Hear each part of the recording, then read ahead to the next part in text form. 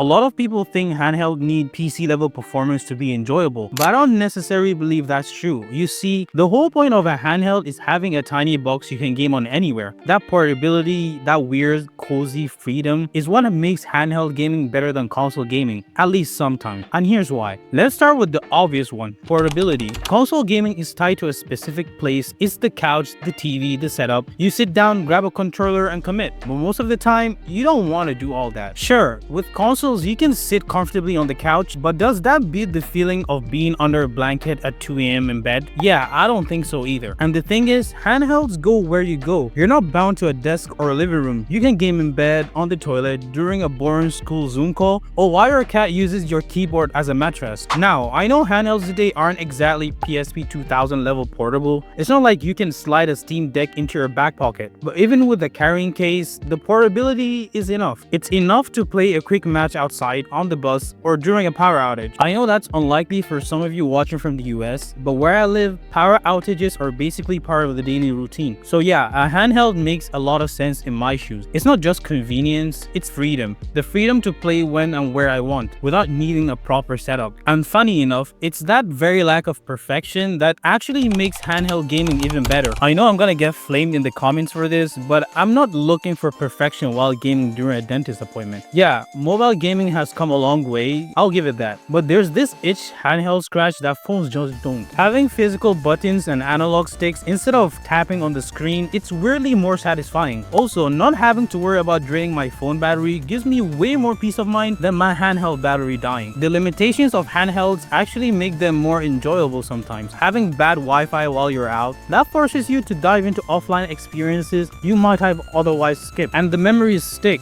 You start associating games with the places you've played them, like grinding XP while waiting for a flight, or finishing a final boss during a blackout. But even beyond all of that, the buttons, the battery, the chaos, there's something even more powerful at play. Something handhelds tap into better than almost anything else. Nostalgia. Let's be honest, nostalgia plays a huge role here. A lot of us grew up with handhelds like the Game Boy, the PSP, the Nintendo DS. We played them in the car, at grandma's house, or in school when we really shouldn't have. So when you pick up a handheld today, you're not just holding a console, you're holding memories. The Switch 2 just dropped, and honestly, I think the reason people are rushing to buy it is, well, it's Nintendo. People are gobbling it up because of the memories they've grown up with, not necessarily because it's a massive upgrade, because let's be real, the Switch 1 is still great. I don't see the point of spending $450 for slightly faster load times and an $80 Mario Kart World game, but hey, it's your money, you do you. No matter how powerful the PS5 get, it can't recreate the feeling of flipping open a DS and hearing that iconic boot up sound. I used to play tons of Resident Evil on my PSP 2000 during rides to school and back, and honestly, that's still one of my favorite gaming memories ever. So yeah, handheld gaming might not win in specs or power or resolution, but it wins in places console gaming can't even reach. At the end of the day, whatever you decide to spend your money on is totally up to you. Whether it's an overpriced ROG Ally X or a Nintendo Switch 2, handheld gaming obviously isn't perfect, but